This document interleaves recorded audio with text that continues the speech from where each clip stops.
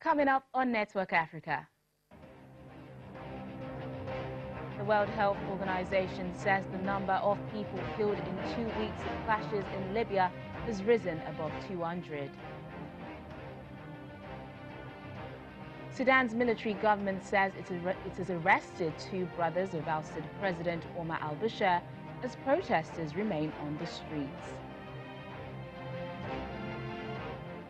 Zimbabwe celebrates 39 years of independence from the UK amid an economic crisis.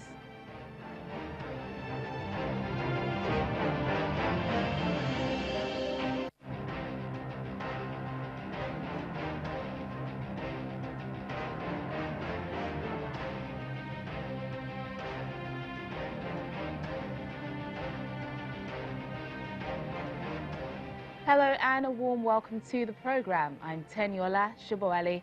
We begin today in the Libyan capital Tripoli, where the World Health Organization says the number of people killed in 2 weeks of clashes has risen to more than 200. Most of the dead were fighters, but 18 civilians have also died. The fighting began when forces loyal to military strongman General Khalifa Haftar launched an attempt to capture the city.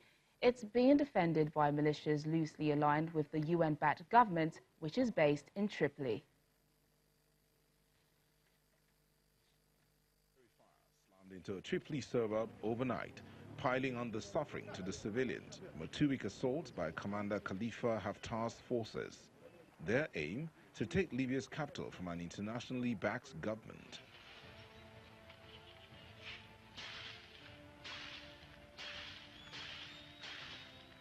Haftar and his eastern Libyan forces have cast their advance as part of a campaign to restore order and defeat jihadists in the nation gripped by anarchy since the 2011 overthrow of Muammar Gaddafi. But the internationally recognized Tripoli government of Prime Minister Fayez al-Sarraj, which has kept him at bay in the southern suburbs, views the 75-year-old general as a dangerous would-be dictator in the Gaddafi mold. The assault hit the southern residential district of Abu Salim near a disused airport, killing at least 7 people. Civilians carrying coffins of their loved ones pray around them, chanting, "Dear God, destroy Haftar and his allies." The UN says thousands of civilians are trapped in southern districts of Tripoli. Rescuers and aid workers say they are having difficulty reaching them, and electricity, water supply and telecom communications have been badly disrupted. The conflict has also exposed refugees from other African states held in detention centers. Hours before the overnight attack, this center on the outskirts had its refugees evacuated to the city center. According to the WHO, some 205 people have been killed, including 18 civilians and 913 wounded in 2 weeks of fighting near the Libyan capital. The UN also says more than 18,000 people have been displaced during the offensive. Now, Sudan's military government has arrested two brothers of ousted President Omar al-Bashir. This comes after reports that Bashir himself is in prison in the capital, Khartoum, 6 days after being overthrown. In the meantime, protesters insist they will continue their stay on the streets until the military generals now in charge hand over to a civilian-led administration.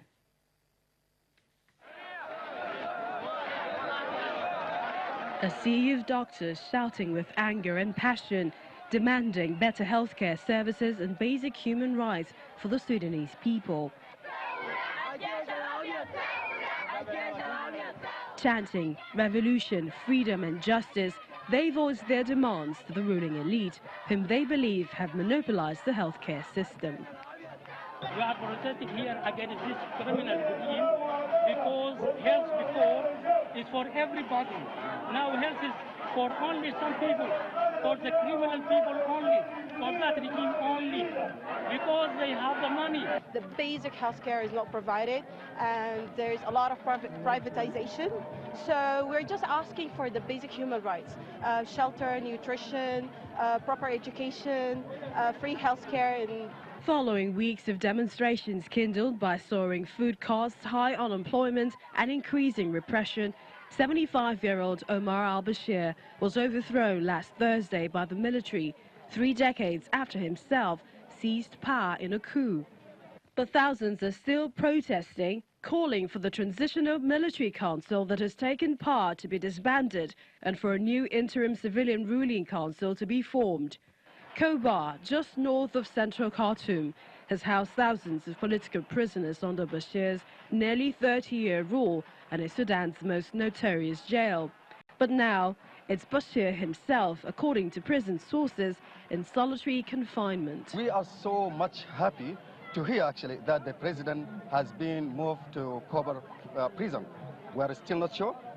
What we really want to see, that we want the president to be in prison, but not only him actually, but the whole regime. Bashir faces International Criminal Court arrest warrants over accusations of genocide and crimes against humanity in Sudan's Darfur region. This was during an insurgency that began in 2003 and led to the death of an estimated 300,000 people. He denies the allegations. According to Sudan's military rulers, the 2 brothers of Omar al-Bashir have also been arrested as part of a continuing campaign of arrests against what they call symbols of previous regime. Zimbabwe is marking 39 years of independence from the United Kingdom today amid an economic crisis. Long-time former leader Robert Mugabe did not attend the celebrations in Harare, and he is receiving medical treatment in Singapore. While there were military parades and cultural performances, celebrations were dampened by the economic downturn. The price of bread doubled this week amid warnings of the first recession in a decade. On the eve of the celebrations, President Emerson Mnangagwa assured the nation that change will come, but not overnight. Just 18 months into his presidency, analysts say he's struggling to meet the huge expectations of a restless nation. Now in Mozambique, the trial of 3 Beira City local council workers arrested for allegedly diverting food aid which were meant for the victims of Cyclone Idai has begun. The 3 are accused of taking humanitarian assistance supposed to be for people staying in a camp in Beira. They were arrested after large quantities of food were found in their houses. The accused say that the food was in their houses due to the poor storage facilities and that the authorities knew about it. Meanwhile, 1 month after Cyclone Idai tore through the southern Africa, bringing devastating floods, aid agencies say the situation remains critical, with some communities in worst-hit Mozambique only just receiving aid. Some of the most remote locations that are not yet accessible by land. We've managed, up until today, to reach 1 million people. So that's a great achievement for us, and it's so important for the people of Mozambique who really suffered from what happened here with the cyclone and the floods. You can also hear the helicopters. So we're still using helicopters to take food to some of the most remote locations that are not yet accessible by land. Now, White House advisor and U.S. President Donald Trump's eldest daughter, Ivanka Trump, has announced a $2 million investment for women in Côte d'Ivoire's cocoa industry. Ivanka Trump, who just ended a 4-day tour of Africa, was in Côte d'Ivoire to attend a World Bank summit on increasing opportunities for women. We had a very productive discussion around the MCC compact that the United States and Côte d'Ivoire has entered into, and the affirmation of both yours and the President's goal of achieving all 20 scorecard indicators with a particular focus on gender equality by 2020. So we applaud that goal, we applaud that ambition, and it will mean great things for the women of this country. This is a critically important issue. It's not important solely to Africa, it's important to the United States of America, because when Africa is empowered, we all rise together, and women are the greatest under-leveraged resource in the developing world. Now, a private hospital in Kenya's capital, Nairobi, is battling to contain a cholera outbreak as the number of staff infected rises to 52. Reports say the epidemic hit the Nairobi hospital on Tuesday, claiming the life of one staff member, while several other people were admitted. Meanwhile, a health crisis seems to be looming in Kenya after the medical regulator deregistered more than 2,000 doctors and dentists for failing to comply with the law. Local media reports say 2,063 doctors and 212 dentists have been struck off the Kenya Medical Practitioners and Dentists Board for failing to renew the registration. Kenyan communications specialist George Orido joins us live on the program to tell us more about this. Thank you for joining us on the program, George. Firstly, what more can you tell us about the private hospital in Nairobi that is battling to contain this cholera outbreak?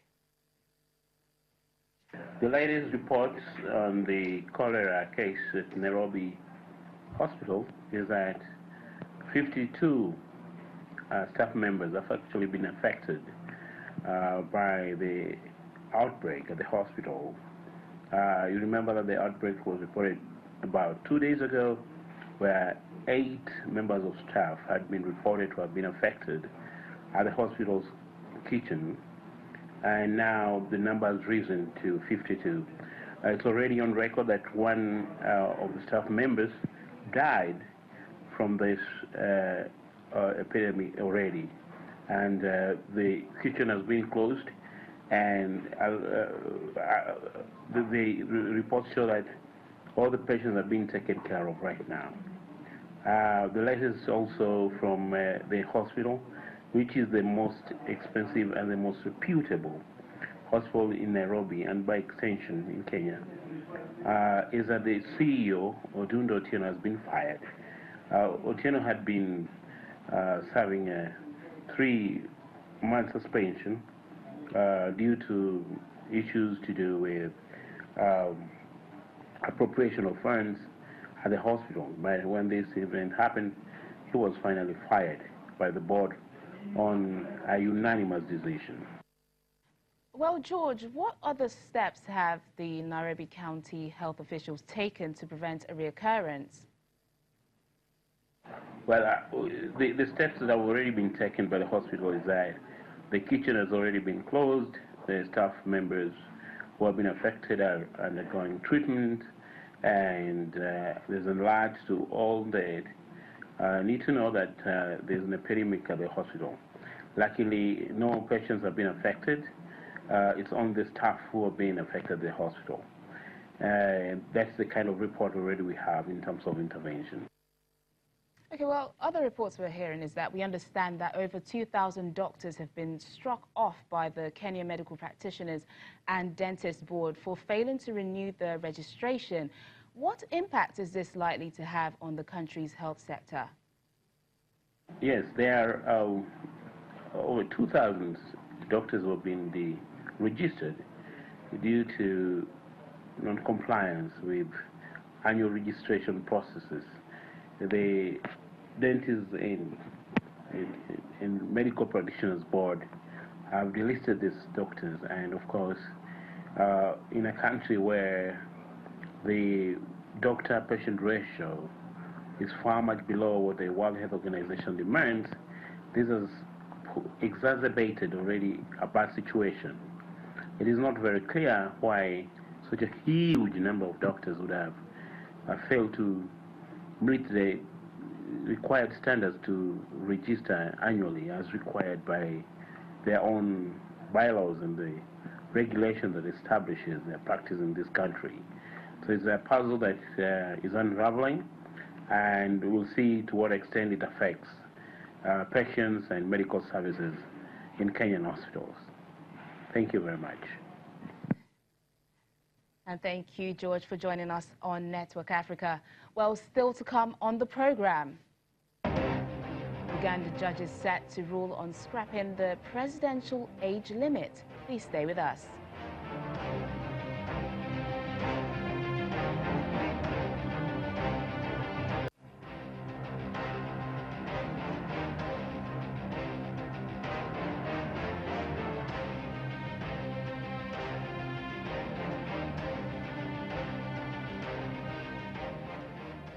Welcome back. The Supreme Court in Uganda's capital, Kampala, is set to rule on whether the presidential age limit of 75 years old can be lifted.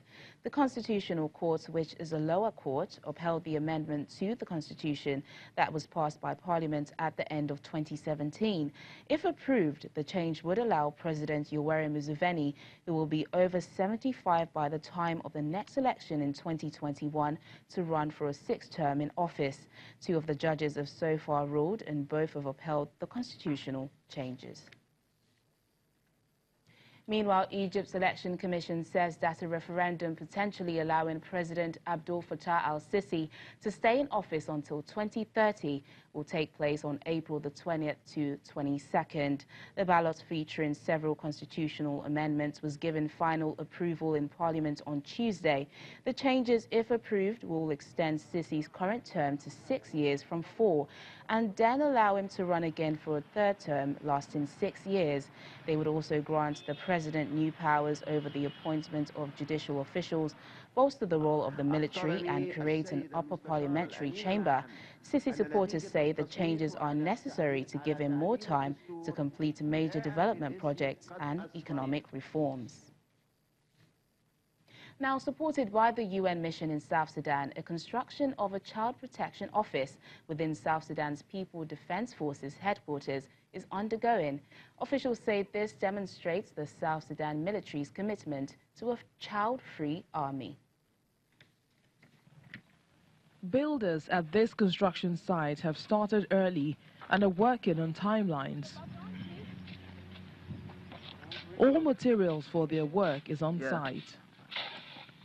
They are constructing a hard-wall building which will house the new location of a much-needed child protection office located within the South Sudan People's Defense Forces headquarters.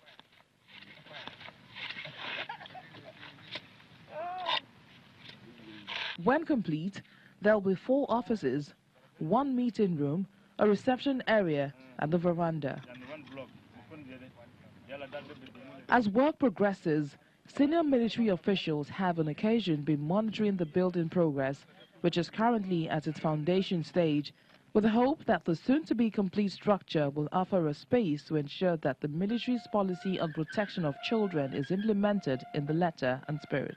This office is specifically for the protection of children.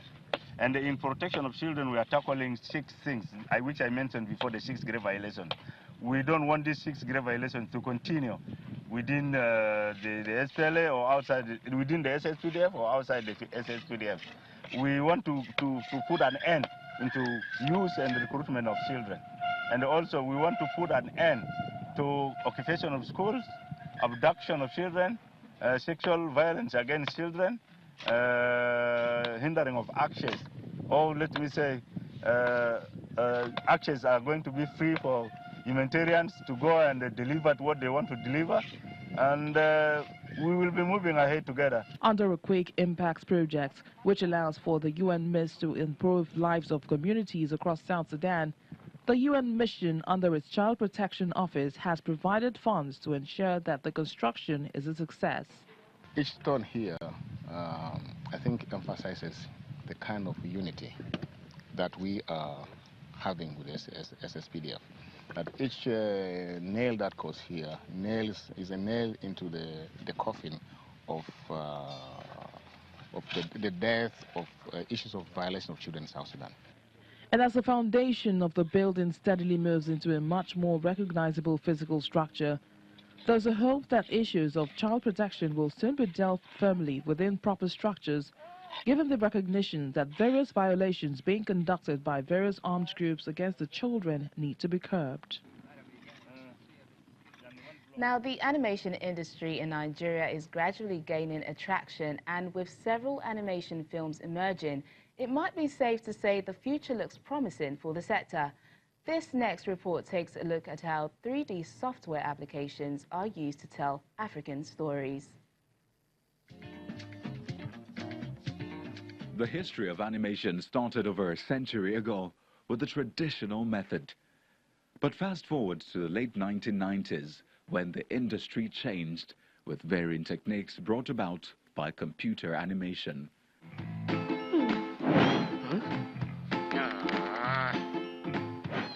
In Nigeria, the animation industry might not be getting the attention it needs, but gradually there's been a steady rise.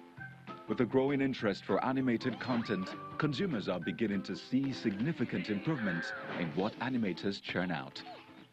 Smid's Animation Studios, a Lagos-based creative hub, focuses on delivering entertaining computer animation to the public. It's essentially you creating the characters and the images in a software. So there are several softwares out there in the market, and you're able to create your designs, you're able to read the characters and animate them within that software.